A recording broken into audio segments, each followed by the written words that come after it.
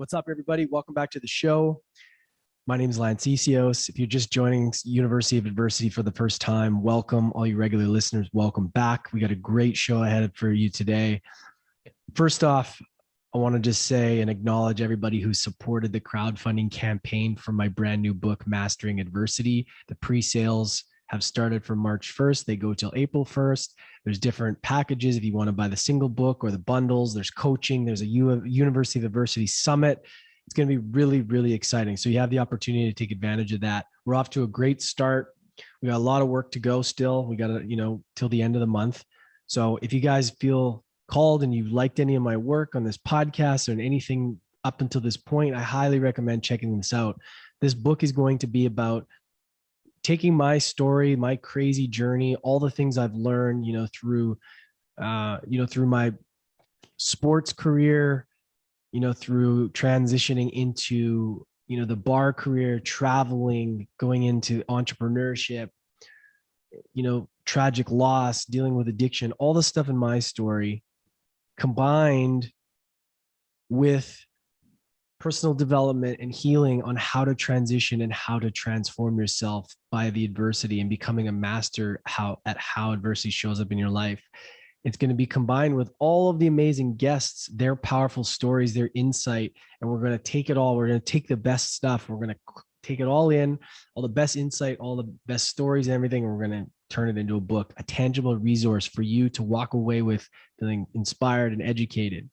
And that's the point of this. It's like, I want to give you guys more, and I want to impact more people and build more community and do all the things to get more information and more help and inspire you in your life. Right? I'm on a path of personal growth and transformation myself, and I want to help you do the same in your own life. So really exciting.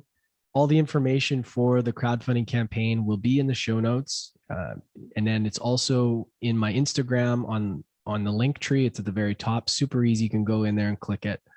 And if you guys have any questions, please DM me, and it's greatly appreciated. So today's interview with Wade Lightheart was incredible. This guy is so inspiring, so smart, and just so dialed in with what's going on in the world. And what he's doing with BiOptimizers is incredible. So the company is incredible. I'll tell you a little bit about him first, and then we'll get into the company. So he was a 3-time all-natural bodybuilding champion who competed as a vegetarian. He's a former Mr. Universe competitor and host of the Awesome Health podcast, which I was just recently on. If you guys want to check it out, it's episode 111. And yeah, we did the swap. So it's really cool to see the different perspectives.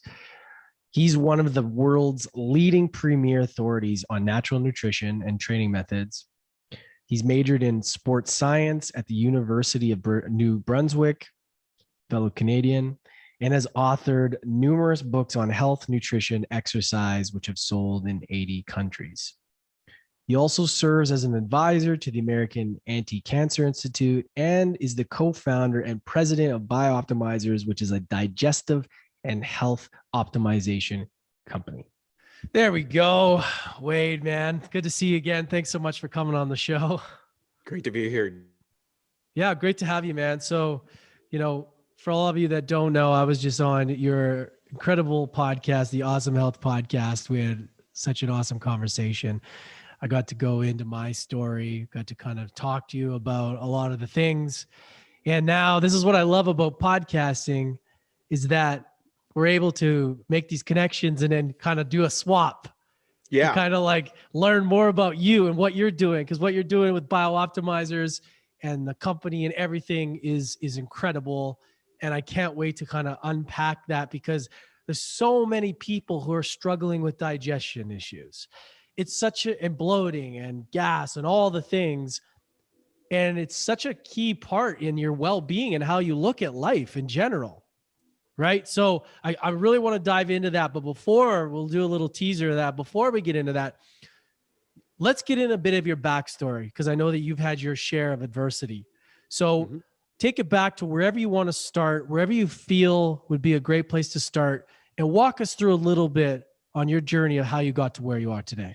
Sure. Well, we have a shared heritage as Canadians growing up in Canada playing hockey. I grew up in the rural part of New Brunswick, Canada, which is up by Maine, and kind of played hockey and everything. But when I was 15, my whole life changed. My parents moved from the small town that we were living in into like a no town. It was 5 miles to my nearest neighbor up a dirt road, up a mountain.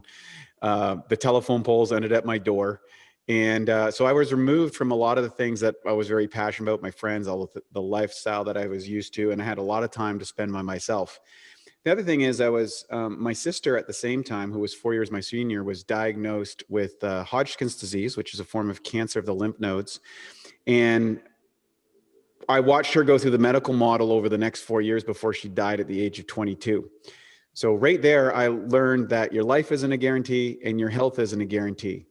And when she got the diagnosis, so all this, we moved, she got the diagnosis, and then she also gave me a book, a magazine at the time. It was a Muscle and Fitness. It had Troy Zuclato, who had just won Mr. California, two pretty girls in bikinis on the cover, and driven mad with testosterone. I was like, wow, maybe I better get some of these muscles. I was smaller than most like the kids around me, and so I built a gym in my barn and started training.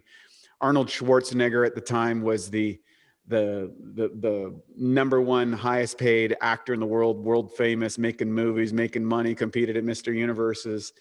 And I decided that I was going to start going down that route.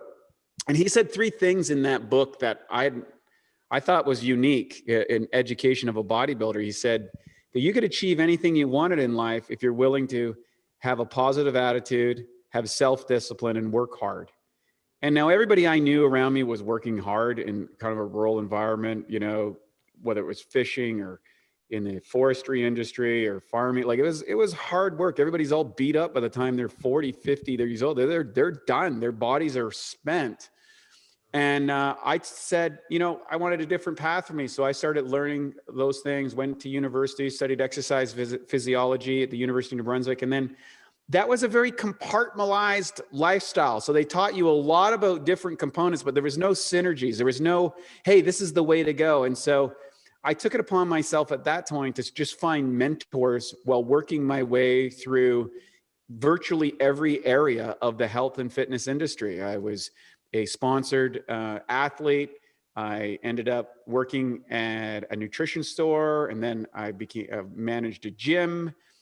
Became a personal trainer while developing my bodybuilding career. And in 1998, my bodybuilding career hit its first peak, which was I had qualified, won a provincial championship, and then won the national championships, or went to the national championships in 1998. And at that time, Dorian Yates and Ronnie Coleman Dorian Yates was kind of winding down his career, and Dorian Yates or Ronnie Coleman was starting up. And objectively looking at myself, I was like, God, you know, I don't think there's anything I can do to beat a Ronnie Coleman. It doesn't matter how much drugs I do or this I do. And what I recognized is the sport had become essentially a drug cult. And I didn't want to be part of that. That's not what I got into the sport of bodybuilding. Bodybuilding for me was always about an internal kind of almost mystical discipline that I was into. And so I left it. I started that's when I opened up my juice bar, a little supplement store, and my personal training career took off because I had the physique and the credentials behind me. And then a couple of years later, I got into meditation. And there was a book called The Holy Science that said, hey, if you want to really get to the highest levels of meditation, you want to try a plant-based diet because it will reduce the stimulation on the nervous system, which is pretty radical as a bodybuilder. It's like, what are you talking about? I mean, that's nuts. It's the totally counter of everything I'd learned up to that point. I said, but hey, you know what? I'll experiment with it. I'll try it. So I tried it for 2 weeks, went plant-based 2 weeks, then went 2 more weeks. After that, didn't dry up and blow away. I was worried about that. And then went a month, and I was like, well, I'll go another month. I went 2 months and never ate meat again. I just said, I guess that was it. So I'm not a vigilante vegan or anything like that, but it was something that worked for me. And I did notice some benefits in regards to my meditation stuff. And then another interesting point, I was reading some teachings from my spiritual teacher, and he said, it's something that you really desire that's right for you. Even if it doesn't exist, it will be created for you if you follow the inner path. And I'm like, well, that's a pretty radical statement.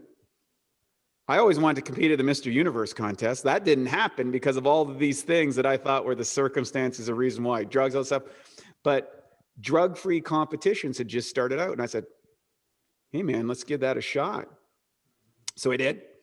And 2 years later, I had won all my local and my Westerns and the national championships, because I'd lived in Vancouver at that time, and ended up at the Mr. Universe in Mumbai, India in 2003. And the funny part was about that. So I hit the zenith, 16 years of bodybuilding. I hit the zenith of the sport. Didn't win, of course. I wasn't on the drugs and all that sort of stuff, but that didn't matter. I kind of stayed true to my inner values. But after that contest, I was trying to do bodybuilding with what I call a meat eating mentality. And it was an absolute disaster. I gained 42 pounds of fat and water in 11 weeks. So I went from Mr. Universe to Mr. Marshmallow. Met a doctor. His name was Dr. Michael O'Brien, who was the epitome of health. He was in his 70s. He had overcome cirrhosis of the liver. He had overcome colon cancer. He had helped Bernard Jensen recover from cancer when he was in his 80s. He had this laundry list of people that he had rebuilt from the inside out. He gave a seminar that totally blew my mind. I'd never seen anybody like this guy. And I'm like, I went up to him after. I'm like, hey, what am I doing wrong? I've got the best coach in the world. I've got Spartan discipline. I've hit the zenith of my sport, and I'm a physical wreck. And he said something to me that changed my life forever. And he said, Wade, you've learned to build the body from the outside in. I'm going to teach you how to build the body from the inside out. And I did. I followed his program. I learned about enzymes and probiotics and digestive health and the conversion of nutrients. And even as a classically trained sports nutritionist, we had not learned, enzymes and probiotics were something that were glossed over 20 years ago. Nobody talked about this stuff. And so I got into it. Myself, my business partner, Matt Gallant, we embraced his whole program and protocol. And in 6 months, I hit a new level of vitality and capability and energy. We started a business. We coached over 15,000 people over the next 4 years and got a whole bunch of clinical data of experimenting with high performance athletes. I opened a clinic in Vancouver that dealt with all kinds of different health challenges that people have. We would apply the same things in high performance work for people in states of dis-ease. And then 4 years later, I came back, got ready for the national championships again, applied everything I knew, won both my categories, went back to the Worlds, came 5th in the world, didn't have the blow up afterwards, didn't fall apart, felt great the whole time, didn't suffer like all the other athletes are doing. And I was like, okay, we got something that is unique, it's different, it's powerful, and we're going to take it to the world. And we've been doing that ever since. And that gave birth eventually to our company today, BiOptimizers. That's the whole story in a nutshell. Oh man, what a story. Oh, so there's so much I want to talk about there. So the bodybuilding industry, and I was just like, it's interesting to hear the timeline because like the 90s and early 2000s, and just like how different the conversation was. Like, cause I remember, I did steroids and it completely ruined my career in hockey, right? I wanted to get big and strong, and I didn't know what I was doing. And it blew me up. I was like 225 pounds. And like one summer, it was such a stupid thing to do. But it was like back then, it wasn't about getting ripped and lean. It was like getting big. And it's like so many people were trying to get like massive. And the stuff that we would put in our bodies, man, like the protein powders and crap, was just like garbage. And like you'd get this like, and everybody would call them like protein shits and protein farts. It's like, sorry guys for being graphic, but it's the truth, right? Oh, like you go into a gym change room, man. You could barely, the paint's peeling off the walls, right? Yeah. And it was just like such a strange time. Everybody is talking about, because this is so interesting how the timeline around 2000, that's when I did it. And everybody's talking about, pumping yourselves full of creatine, protein, like nobody knows what they're doing. And there was no talk about enzymes, digestive enzymes, like gut health. There was none of that. And the fact that there has to be the distinction between natural bodybuilding and regular bodybuilding is just so crazy, because it's like, why would you want to do it any other way than natural? Like, it's like, you know what I mean? It's like, I look at it, I'm like, I look back now and it just seems crazy. And that's so awesome that you were able to stay true to your values of like doing it the right way. You know, like that in that era, that would have been such a challenging thing to do because there's so much temptation. It says a lot about your character because, you know, you guys listening, like at those times, like everybody was taking this shit. Like, oh yeah. Like I was, my peers thought I was crazy. I was made fun of. My coach thought I'd lost my mind. Even when I was doing the natural route, they were encouraging me to do what many of my competitors were doing, which was just beating the tests. Yeah. And I said no. And the funny part is, you know, when I went to the Mr. Universe, I only placed 13th, which is still okay, all things considered, especially with my genetics, because I had no business being a bodybuilder. But I stayed true to myself and I felt good about that, even though I knew I was going to lose. I just did it anyways because I wanted to just get there and do what I did. At that event in Mumbai, a couple of interesting things happened. When I landed at like 2 or 3 in the morning. I haven't told this story. I landed at 2 or 3 in the morning, and there was a group from the Hindustan Times, the #1 paper in India, waiting for people. And I was this Canadian guy that came out. And so these guys grabbed me from the airport. And then they found out I was this vegetarian meditating guy. They like, well, this is a trip. And they said, can we do an interview? So I ended up on the front page of the sporting section in India, not because I was the best bodybuilder, but because I had followed these kind of what I felt was true to myself.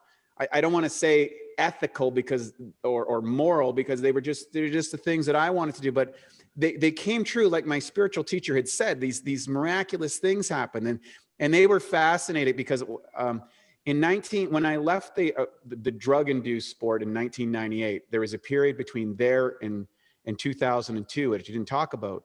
But in 2000, I went off the rails partying. I mean, I went deep down to drugs and underground partying, got mixed up with the wrong people, almost lost my life. It got real bad, real crazy. And that's when my spiritual teacher showed up in my life at the lowest point.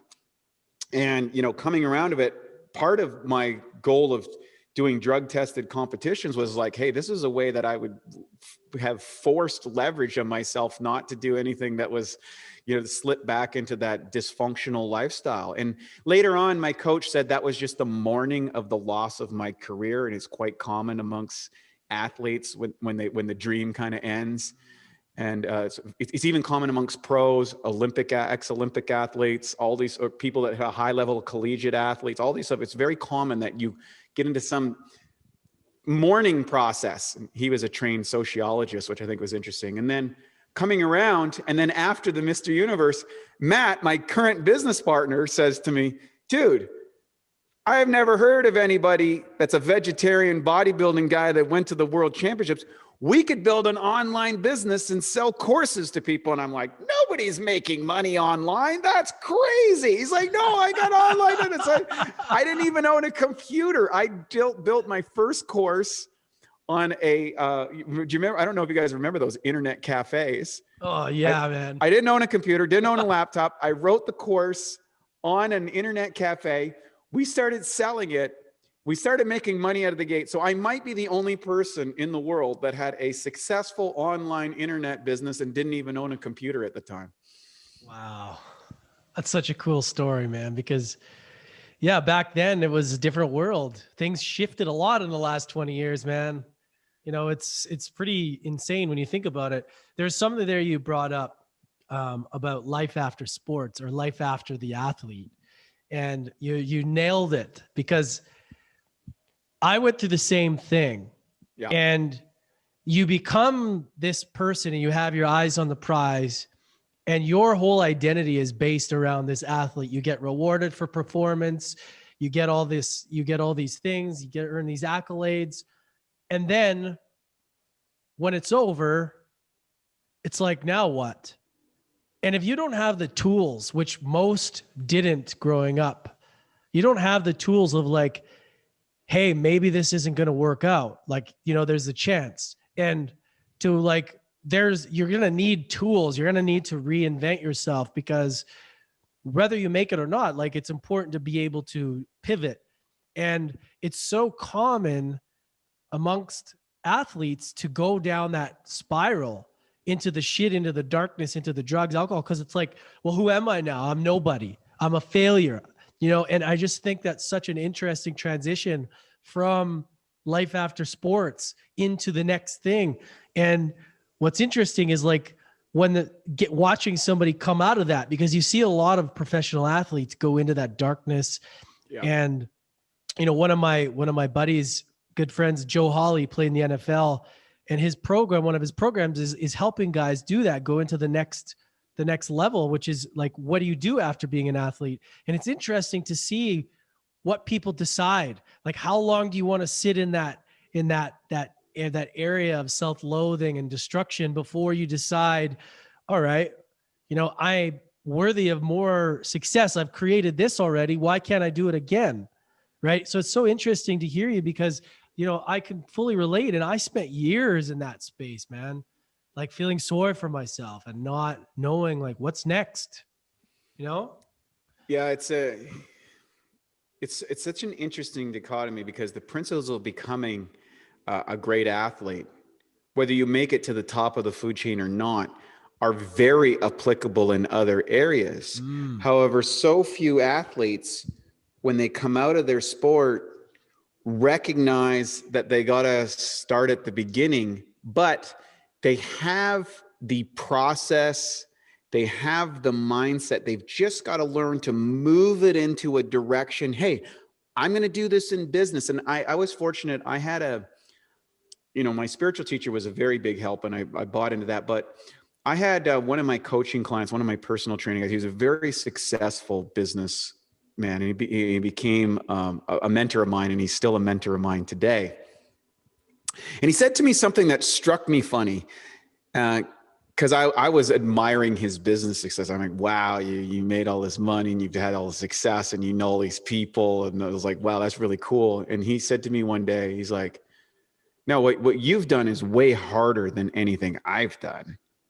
And I was like, what are you talking about? I was from a very blue collar, you know, we didn't have money. We didn't have any of those things. We had a lot of love and a good home environment in that aspect, but we were at the bottom of the ladder in Canada, and which is still better than most of the world, but still, it's like building a business. No one ever built a business. No one ever went to college. No one had any, like, all that stuff was kind of, I don't know about that kind of thing. And so I had to really shift my gears, and you never know when a little word of encouragement can really make a difference in someone's life. So I always try and throw those out wherever I go, because a lot of people they just need that little nudge. Hey, you could possibly do this, and entertain that possibility.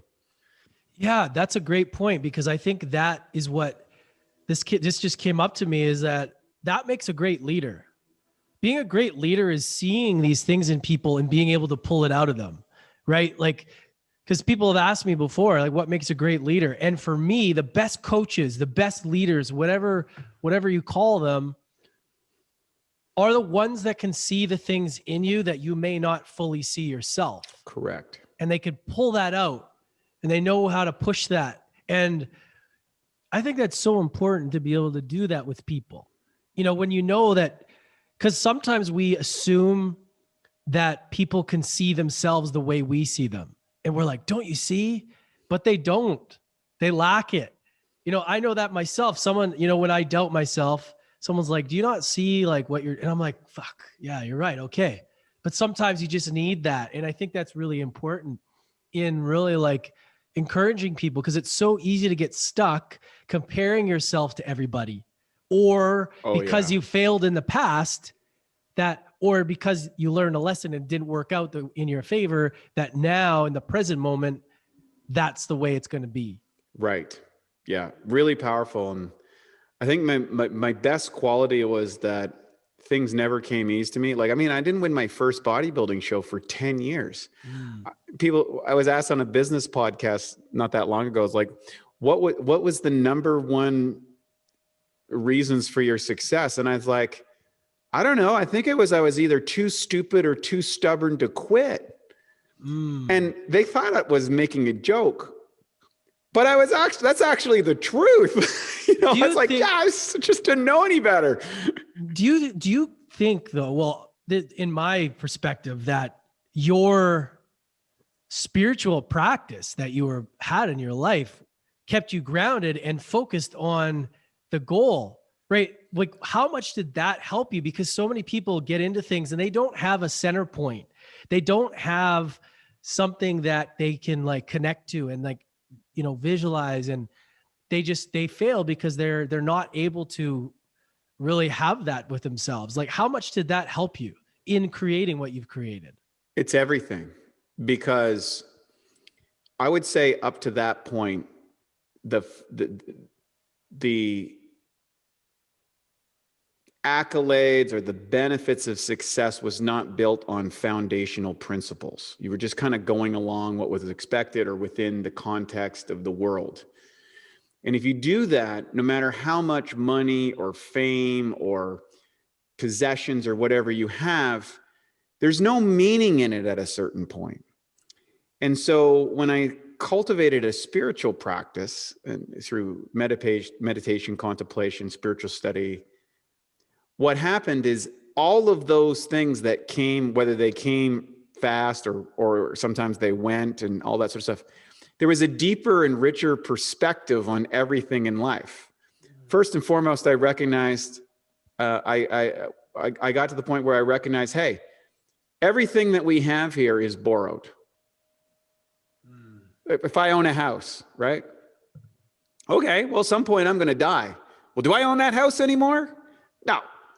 I never owned the house. I'm just borrowing it. If I've got some fame, am I really famous? No. It's only going to be for a while. If I've got money, can I take that with me? No. If I've got friends, can I take those with me? No. So you deal with the absolute piece that Western civilization avoids, and that is the movie, the song, the journey, whatever, has got an end point where we don't really know what happens at that point of death, the cessation of physical evidence. And many of these things are distractions from the absolute reality that we all have to face. And I believe the cultivation of a spiritual practice allows you to get to that point and work backwards from there, which cultivates a level of appreciation, gratitude, and a sensation of presence that, every time I see my friend, it's one time closer to the last time I see them. Every time I have a little bit more success, it's like, well, how am I stewarding that? Am I using that to be some miserly person, or am I sharing that with everybody in my life? All of those, everything is temporal. And when you have a cultivation of an inner awareness and an inner direction and an inner practice inside your life, then you have so much more to give, no matter if the world's kicking you in the teeth and you got no money and you're living on a street of broken dreams. It doesn't matter, because it's like, it's just this scene in the movie. It's just the best part of the movie. The best part of the movie is not when they win. It's like, why do people love Rocky Balboa? It's not because it's the part where he's down, but you're cheering for him because he's coming back up. And I think we all relate to that in the hero's journey. And so why not be the hero? And sometimes there's dragons and burnt villages, and sometimes there's treasures of gold and, damsels who want to marry you. It's all coming and going like the tide. Yeah, that hero's journey. It's funny because I've talked to a lot of people about this, and some of the pro athletes and other people I've talked about is like, it's the come up it's like the come up that they love. And then once they're there, it's like, oh shit, like this is it. Right. Yes. And it's because there's not enough of that foundation built, like, you know, the gratitude practice and meditation. It's like, it's not the thing that we're searching, the accolades, the success, the money. There's always going to be the next thing to chase. Correct. It's the journey itself is what actually gives you the reward and the fulfillment that you seek. It's like overcoming that thing, the adversity, the challenge, the struggle. It's like, oh shit, I did it. That feeling of not knowing how to do it and doing it is like, it's like those little rewards that we get in our lives. And man, and I just don't think that enough people learn that. It's like, and the world's changing now. You know, a lot of people are getting better at that, but you hear it all the time. It's like these people chasing the next thing. The next thing isn't going to give you what you think it's going to give you. No, it's not. So it's not what you acquire or what you get or who acknowledgement. It's the becoming, the development of the innate skills and abilities that you may have or aptitudes and bringing them to their full force. Just very much like an acorn isn't going to be anything other than an oak tree, but you've got to cultivate the conditions in order to grow that. And we celebrate the mighty oak, but it was once an acorn. And if you set that acorn on a table, it can sit there for 200 years and it'll never become an oak. You've got to learn to become a gardener of your life and cultivate the right conditions so your own natural inclinations, abilities, and gifts blossom forth. And you get to determine that. So is a daffodil better or worse than an oak tree? No. They're just different. And so and I think we can celebrate that. I can enjoy a daffodil. I can enjoy an oak tree. I can enjoy an ice cream. What a thing is it. That's it. And I think that's where daily contemplation, spiritual practice, inner work, meditation, and removing what I would say the baggage of a highly stuff-oriented life, because we're all, basically most marketing says if you're not worthy unless you have XYZ, and this is going to make you feel better, and it does temporarily, but then you need another hit. It's like it's its own drug. And so if you get lucky enough of practicing that, then you find your mission in life. And you realize, in my case, my mission is to help end physical suffering and activate biologically optimized health. And that's what my company does. That's what we do. That's what wakes me up in the morning. I don't need the money. I certainly don't need any kind of fame. I got lots of great friends. All that stuff. But when Monday morning, we read out the testimonials to our team. There's a little old lady in Idaho who suffered from digestive issues for 35 years, and now she can go out with her friends to play bridge because she's not embarrassed that she's going to, crap in her pants. Or there's someone who's been on, prescription medications for 20 years and they're off it. Or someone that didn't have a stable neurochemistry and now it's balanced. Or someone who had horrible skin conditions and they found that they were, not confident dealing with, getting in a relationship, and now they have that because they've overcome that. I love that stuff. We read it out to our team. That's what gets me going. I don't care about the numbers. I mean, they have to work, but it's the people that I get really excited about, because I remember when I was that 15-year-old kid with a bunch of hopes and dreams and a whole bunch of questions. And now I'm able to answer them, not necessarily for the whole world, but for my 15-year-old self coming through other 15 or 20-year-olds or 25-year-olds, all those areas I can really relate to because I've been there, I've done that. I know what that's like. And I can really connect with my own self to the expansion of other people. Yeah, I love that, man. Your guys, what you got going on is beautiful. It's such an important thing that is so overlooked. And yeah, like that feeling of getting feedback when you change someone's life. I mean, that's what it all is. That's what it's all about. I mean, on a small scale, for me, someone says that an episode or something they heard really helped them. Like, those little things, those are the wins, man. Those are the things that keep us going. And like, I can only imagine as you guys start to just continue to grow and impact more people, like what amazing fuel that is. Like, well, even the fact, just for the, I mean, just stop for a minute and just think about it. Why do we as humans get a biochemical response mechanism that feels good when we help other people? Why is that cooked into our biochemistry in the first place?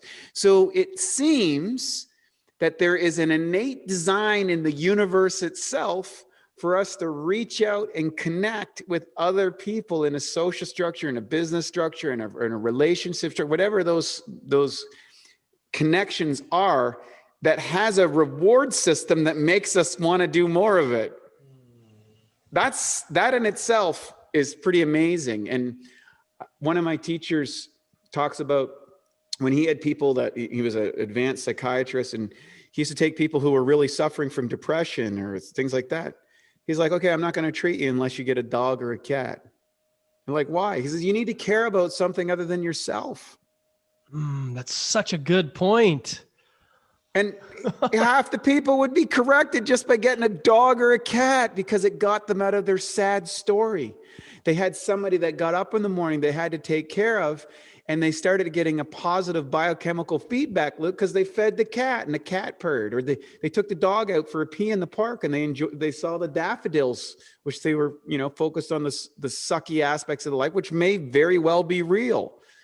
But can you find that little bit of connection or joy or happiness in the worst situations? And Dr. Jordan Peterson talks about it. He goes, when you see a cat or a dog, pet it, because it's just a recognition that there's some little piece that you can find in the worst moments of life that will give you hope and keep you going to lead you to the next piece. And I think that's where we connect as humans.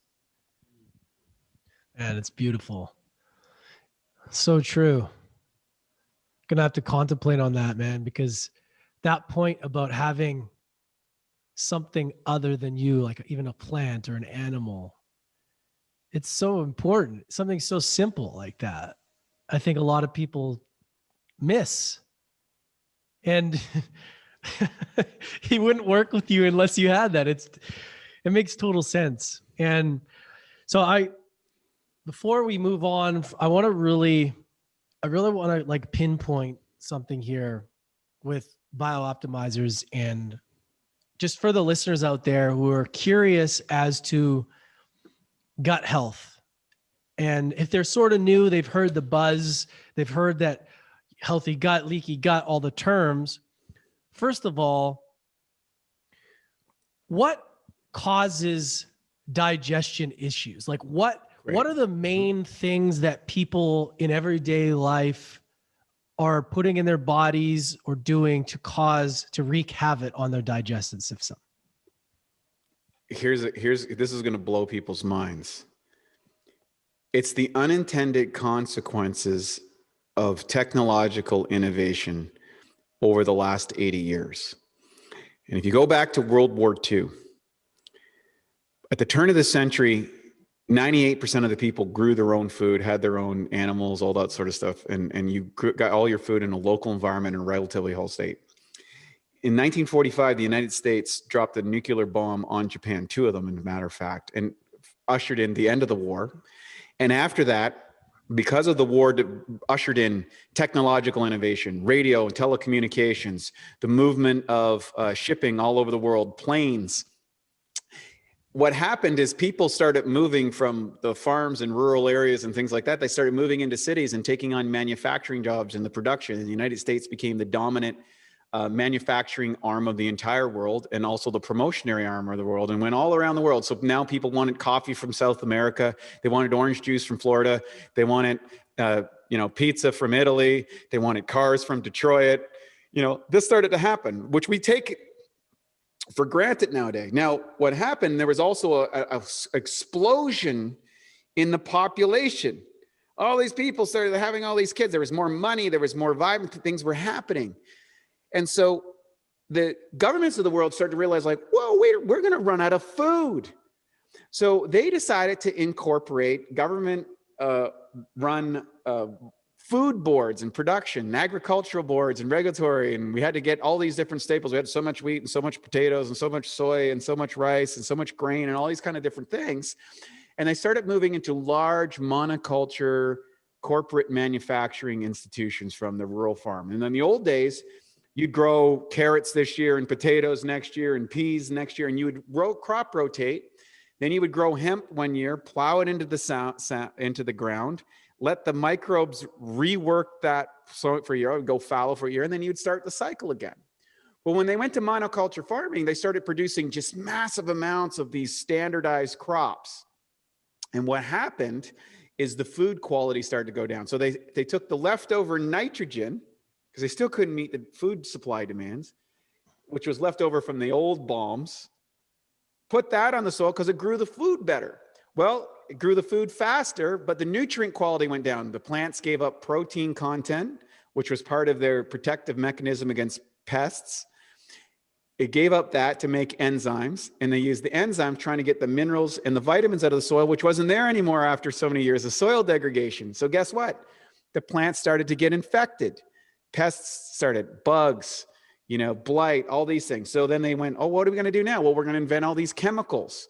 We're going to put herbicides and pesticides and fungicides on the food, which actually disrupt the enzymatic and bacterial that are innate with these foods, which you needed for digestion.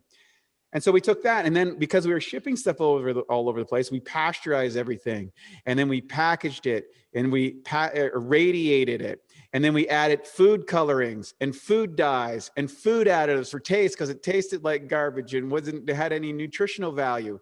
And then people started to get fatter and sicker, and they started using pharmaceuticals and antibiotics in order to deal with things that we used to deal with food. And so now, 80 years later, if you were to get a peach today, or a peach in 1955, you would need over 50 peaches today to get the same nutrient content of one peach then. That's not on top of all the frankenfoods, all the chemicals, all the GMOs, all those chemicals which disrupted all that other stuff. We're ingesting this every day, whether we like it or not. The USDA, even on organics, have 50 different chemicals inside the body. Now, in order to digest our food, there's 5 main stages: the taste, touch, smell the food, chew the food. The food then comes into the upper cardiac portion of the stomach. It's got 30 to 60 minutes where the enzymes present on the food is supposed to break it down. Then hydrochloric comes in to disinfect the food, change the pH, activate some enzymes, deactivate other.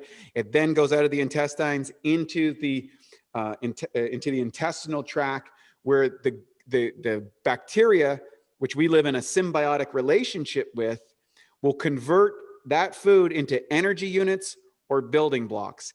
Any disruption in the enzymes, low hydrochloric acid, or an improper amount of the essential probiotics that use for those conversions result in what? It results in our inability to make neurotransmitters to make us happy, to make our run our brains properly and run our immune systems, the inability to convert certain foods into energy units. So we have undigested rotting food that feeds bad bacteria, which puts all these other neurotoxins inside our system, and it weakens our immune system overall. And then we start gaining weight, we get skin conditions, we can't focus, we get ADHD, we are running all over the place, we have concentration issues. All these sort of things start to happen as a result of a progressive degeneration away from our food and a progressive degeneration of the optimal functioning of our digestive system, because we're the only species on the planet that cooks our food, that eliminates all the bacteria and eliminates all the enzymes.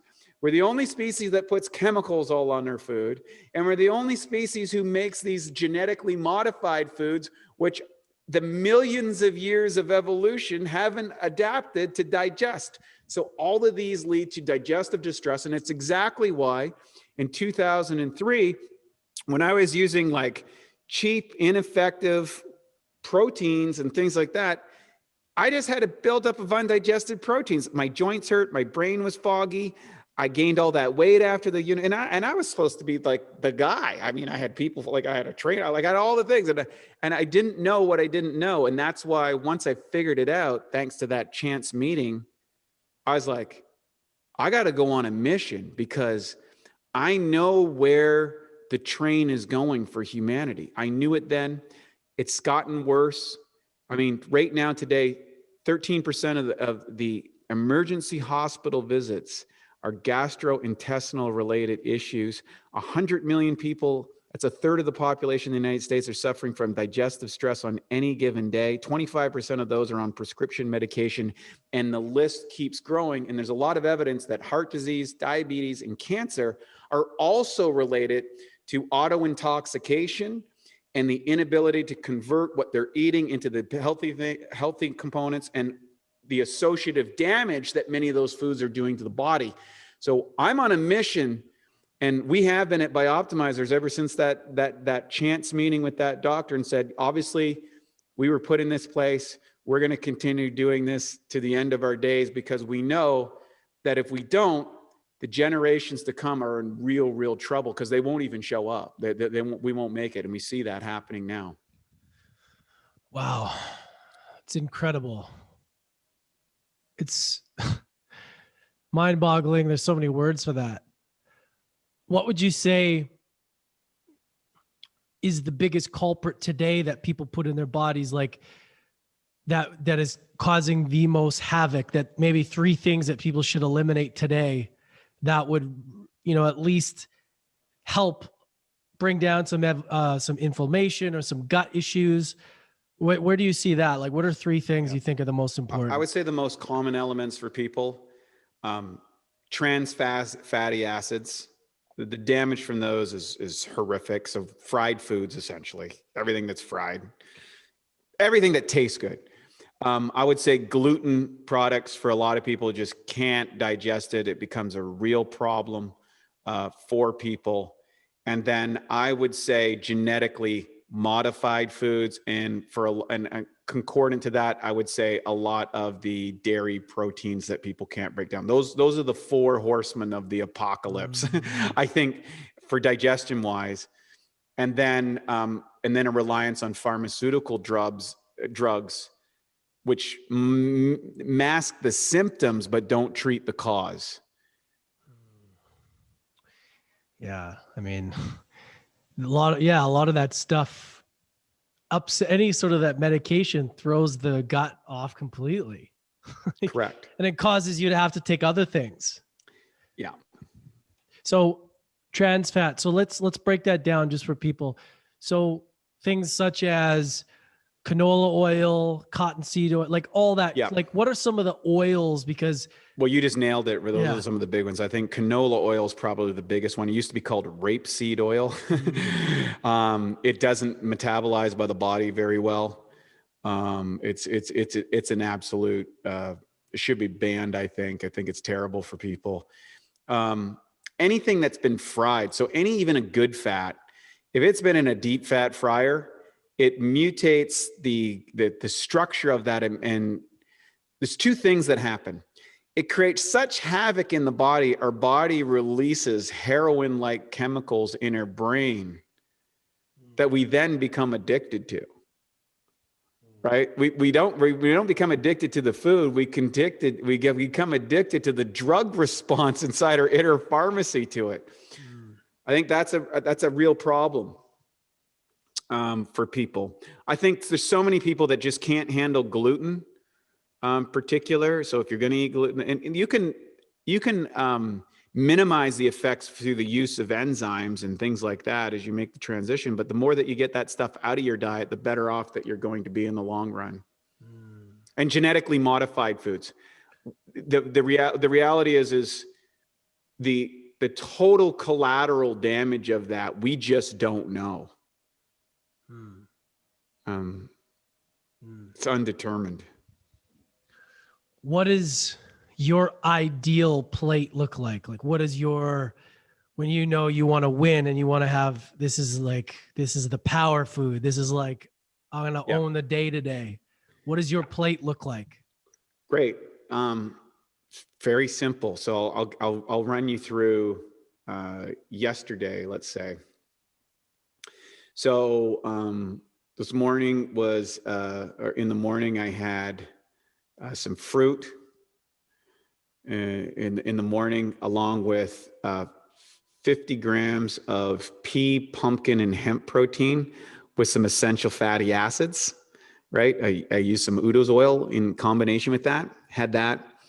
Then in the afternoon, I had an ancient grain quinoa dish with some steamed vegetables, potatoes. Later in the day, I had some unadulterated handful of nuts when I was having a snack. And in the evening, we made some really nice tempeh with potatoes and carrots, steamed vegetables, and a big salad, again with a little bit of essential oil on top of that, and some vinegar and some seasonings. And so that was my day.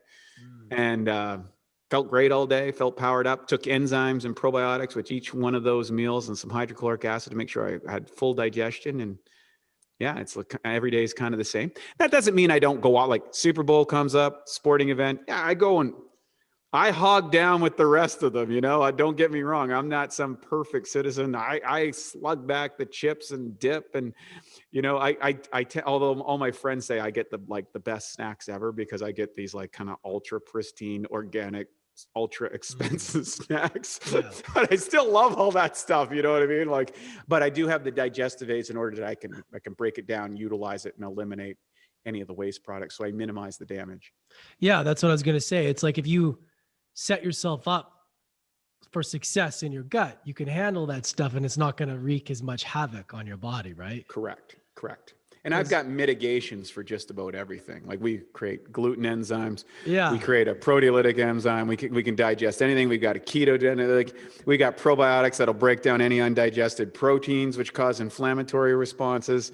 We've got probiotics that optimize your neurochemicals in your brain. We've been on a mission of that, because we know that everybody's not going to be perfect. We don't expect that. How do you manage the way the world is as it is and do the best that you can, while not becoming a social recluse? Yeah. I mean, your products are amazing. And I'm not just saying that. Like when I look at them and I was like thinking about like the process and why you have these certain things, it's awesome, man, because like you have different protocols for people for gut health and like different stacks. I really like how you guys have stacks, and you have like the information on like, how to do the stacks together. And I think it's really useful for people because everybody's got different goals. Correct. And it's fun to do a stack. Like it's fun to pair up, like, okay, and I encourage you guys to go check this out, because like there's different ones for focus or digestion, or if you had, I think, what was that one that if you have like a heavy gluten meal or something that may have. Yeah. Gluten Guardian. Yeah. Yeah. I mean, it's got dipeptidyl peptidase 4, which is the only enzyme they know that breaks down gluten. So we put the highest legal dose you can possibly put in it without a pharmaceutical prescription. And people go, I used to suffer from gluten problems. Now I eat that stuff. I take 3-4 caps before I go out to dinner, and hey, I'm fine. So are you still vegetarian? Are you still off the, Yeah. I try not to label myself as anything, because I know but I haven't eaten any flesh. I still will have cheese occasionally. Like I like to have a slice of pizza here and there, or occasionally I'll have some ice cream at a restaurant or things like that, so I'm not like crazy about it, but and I'll have eggs from time to time. So yeah, no, I mean, we're all human. And what I like about what you're doing is like, we're not perfect, right? No. Like we're going to make mistakes. And I think that is half the reason why people fail in diets and that kind of stuff. Or just like they have this expectations that it has to be perfect. And then that feeling of making a mistake is like counterproductive, because then you end up falling off, going down the deep end. And I've done it so many times. I'm like, oh, well, I'm not fully committed, so I'm just going to go and just like order 2 large pizzas. Correct. it's all right, but if you have the tools to kind of build that in your gut, I think it's really important. Right. And, what I wanted to kind of ask you as well is like, I know you talked about some people, testimonials or, but is there anybody, you don't have to get specific, but anything that stands out, like a story of like, let's say health adversity, where like you had them when you knew them when they started, and then you kind of started to help them with their gut, and then they're just like a completely different human. Is there like something that stands out? I've got so many. I'll take one of a girl I was dating back in the day. She was a former, she was a former classical dancer, had gotten into the fitness industry. So externally you would say, wow, she's got everything going on, but she suffered from inflammation, chronic yeast infections, skin issues when we met up and everything, inability to focus, brain things, really depression that came out of it. And she'd use all these crazy condiments. And so she had a good, what I would say, external, she had good genetics, the perfect genetics for structurally that you would look at this person and think, wow, I'd love to look like that or have that kind of physique or body, but she was suffering. And then it started to go sideways.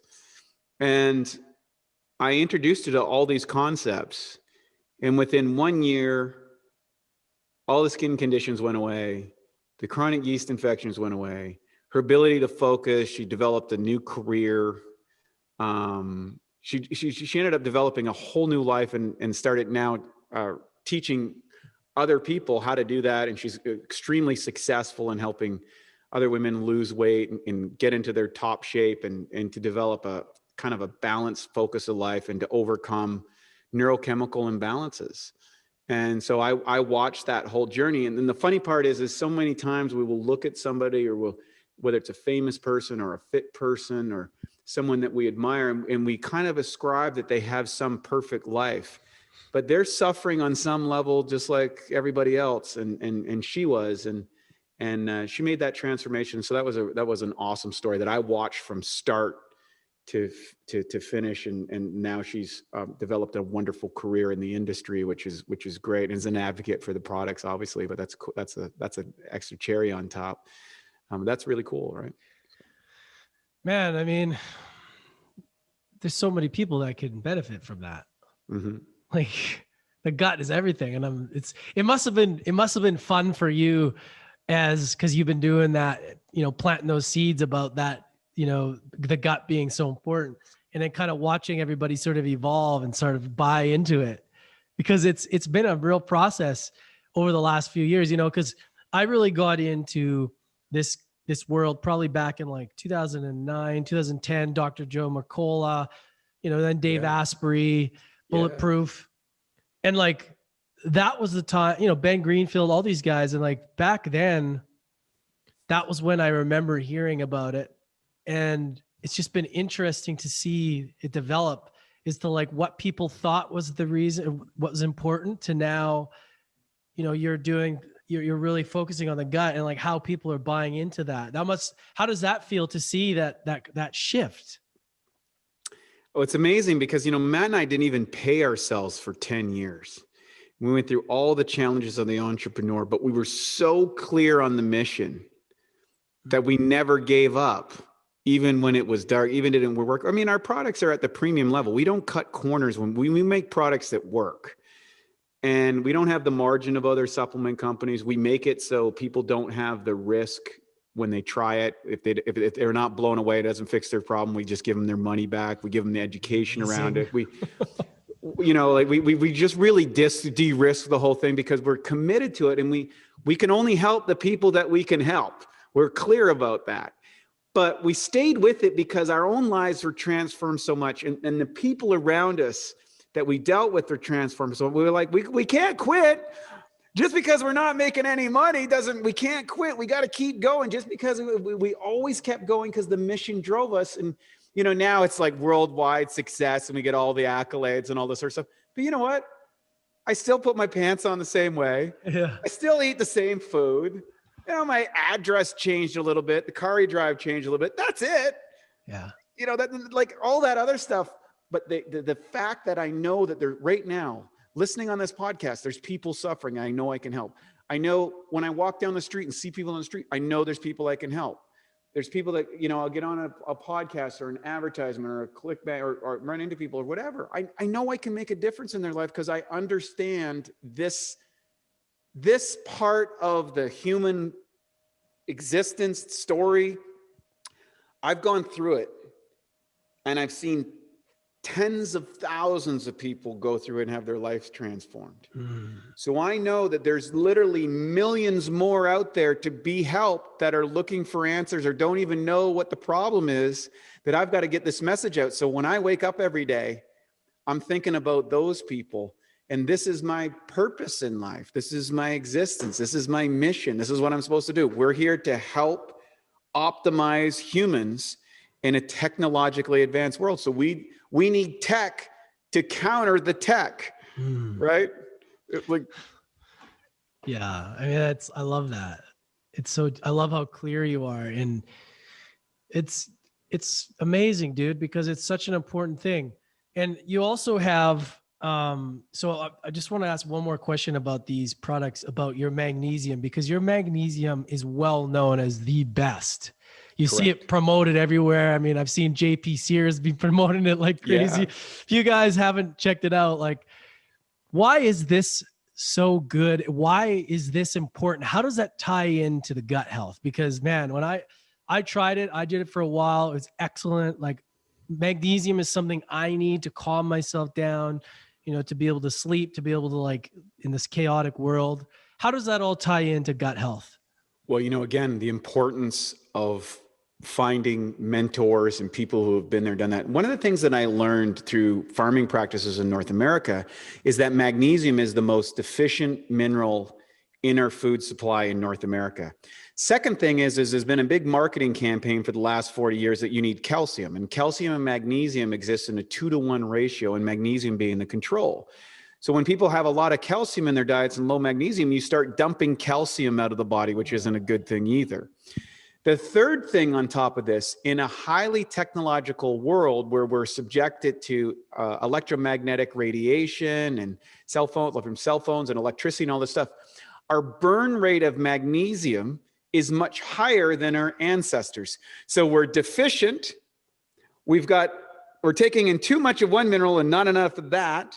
And we need an increased demand of magnesium, because magnesium is responsible for over 600 different essential metabolic processes inside our body, including the manufacture of neurotransmitters, the downregulation of our nervous system, and the reduction of things like, it's the relaxation response inside our muscles. So when you get cramping, oftentimes it's an imbalance between magnesium. If people have heart rates that get offbeat, that's because of magnesium deficiencies oftentimes. And so I was at a Bulletproof conference 5-6 years ago, and the strength sensei, Dr. Charles Poliquin, was giving a lecture, one of the best lectures I've ever had. And of course, he's world renowned for training gold medalists in 27 different sports. Think about that. And one of the secrets that he revealed in that seminar, he said that with his high performance Olympic athletes who are pumping out so much output, it's just amazing what these guys can produce.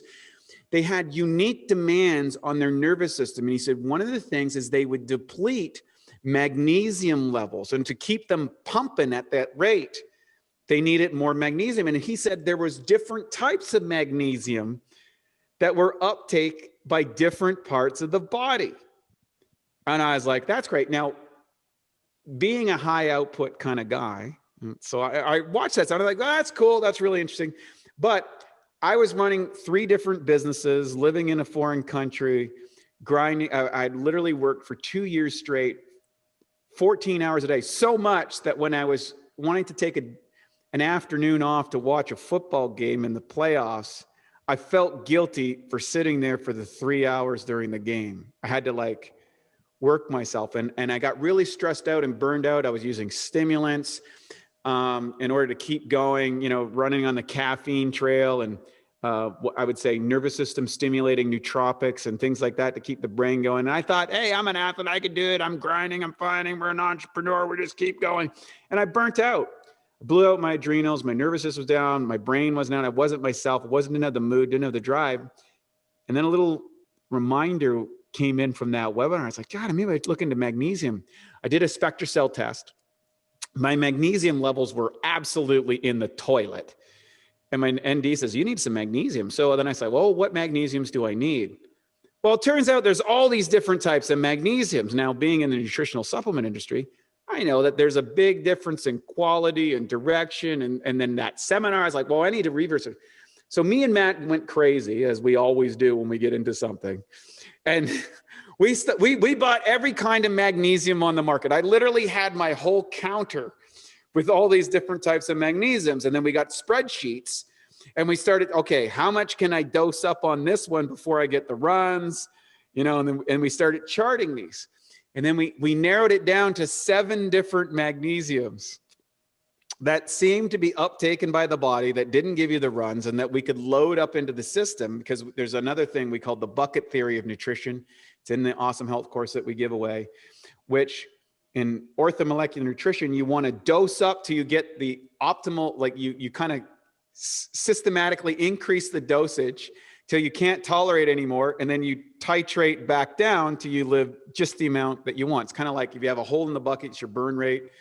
You don't want to just put what you're burning. You want to fill the bucket up, and then you only have to put in what you're using in your lifestyle is the kind of the whole. It's the whole series, the theories behind it. It came from Abraham Hoffer and Dr. Linus Pauling and Dr. David Hawkins, who developed all those protocols in the 70s.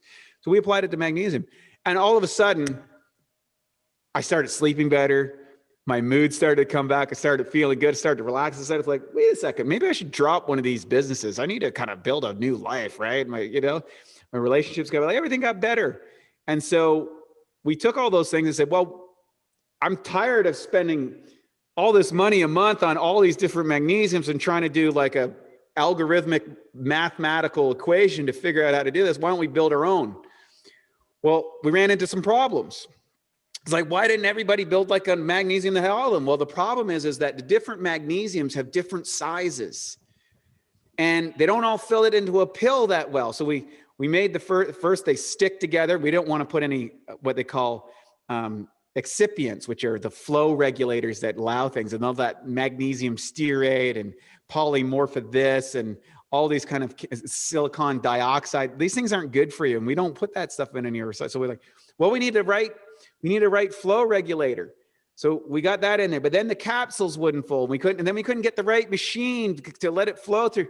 So we had to solve all these problems to make this product. And when we finally did, we're like, oh, we made it, yay. Well, maybe somebody might want to buy it. Well, we started selling it, and people started going crazy. They're like, dude, I need more of this magnesium. I feel calm. I'm sleeping better. You know, my sex life is better. Like, it's like really one of those, like, oh, I can't believe this. Is this really true? Is it really? And then I got the full grasp of how deficient the whole world was on magnesium. This wasn't something that was just me dealing with. It was something that everybody was dealing with. And that quickly became one of the best-selling products in BiOptimizers history. And I mean, it's been kind of remarkable. We didn't plan on it. It came again out of my own dysfunction. You know, if I hadn't have messed up, if I didn't go through that low, I never would have found out about magnesium. If I hadn't attended that seminar, it wouldn't have happened. So there's a system of what looked like unrelated events and challenges that led to a breakthrough. And I think that's true with everybody's discovery in life. Like, your biggest obstacle is your biggest opportunity. That little thing that you went to thing and you didn't know you got much out of something. There might have been one little kernel that eventually leads the seed to sprout a tree of abundance in your life years later. And that's what happened in magnesium. Your biggest obstacle is your biggest opportunity. Dude, it's so true. And yeah, man, so much value in this. Thank you so much for coming on. Thank you. There's so many levels there that people can get value from. This was super grateful to have you on and to, you know, have connected with you in this amazing journey, man, because I love connecting with people that are on such a great mission and being able to, you know, help people. And we're all doing it in different ways, you know, and it's great, man. So if people want to find out more about you, they want to learn more about BiOptimizers, what you guys offer, where can they check you out, and walk us through that process a little bit? Yeah, if they go to www.masszymes.com/adversity, they can get a 10% discount. Again, we give and even if you go there, you can go to BiOptimizers.com, whatever, put that in. Get the course. I give away my Awesome Health course, which is a systematic structure of how you approach health. It's the awesome formula. That we're on Instagram, Facebook, all that. My team handles all that sort of stuff. But that's we want to start with the course, whether you get the products or not. It's not that relevant, because you can't just randomly shotgun products. You can't supplement your way out of a bad lifestyle, but there's so much confusion about first principles. And after 30 years in this industry, I built a system of first principles. We don't get to supplements till like the 5th part of the series. We address the first principles. And if they do that, I think they'll get started. They can follow us and try it. And if they want to try one of our products, like I said, we de-risk it. We show you how to use it. We show you how to optimize it. And if it doesn't blow you away, it's not the best one you ever took, we just give you your money back. It's just really that simple.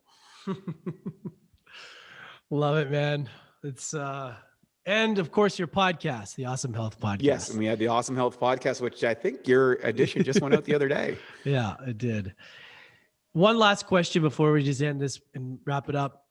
I ask everybody, out of all your journey, all the adversity, what is one lesson that adversity has taught you? Well, I'll paraphrase the great Winston Churchill, who was the sole person to stand up against maybe the most horrific empire that almost took over the entire world, the Nazi regime.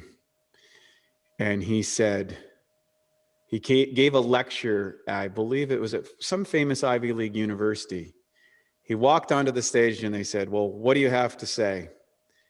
And he looked into the audience and he said, never give up, never give up, never give up. Dropped the mic and walked off the stage. Well said, my friend. Well said. Dude, thank you so much, man. I really, really appreciate it. Thank you so much. Great to be here. And I really appreciate all your work, and I wish you the best of success. And next time you're out to Venice, California, make sure you drop by and hang out here and shoot a game of stick here at pool, and we'll nootropic you up, and we'll have a lot of fun. Dude, I'm 100% going to hit you up on that, man. For sure. Absolutely. It's going to be great. Wade Lightheart, everybody. So we unpacked a lot. You get some insight into the deep part of Wade's story and his journey through this entire thing and how he discovered BiOptimizers. And it's really interesting to hear him talk about it, because I can relate with the industry, the supplement industry, and everything in between, from, the 90s until late 2000s, where there was it was a different conversation. And if you were natural bodybuilder or just being natural, it was almost like frowned upon. And he explains, why he did it and how important it is for your health. And nowadays it's more like nobody wants to put that shit in their bodies. If you do, like, you're going to wreak havoc, and you're not going to perform well.